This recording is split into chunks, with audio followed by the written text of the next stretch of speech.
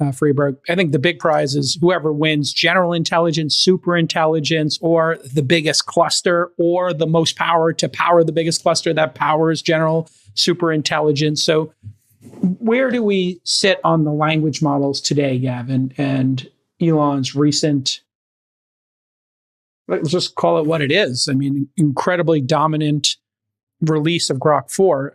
I don't think people expected that. They didn't expect him to be able to leapfrog everybody. And let's be honest, people are leapfrogging each other every 4 to 6 months. So I fully expect Gemini will leapfrog Grok and OpenAI will have their time in the sun again as well. But this was pretty impressive, right?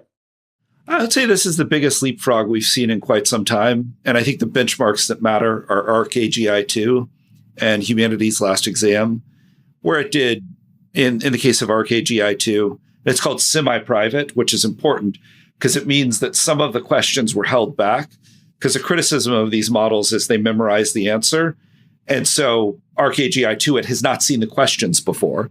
And it did roughly twice as good as, the state-of-the-art Google, OpenAI, and Anthropic models. And then on Humanity's Last Exam, we can call it 50 to 75% better. And exceptional humans score 5% on that.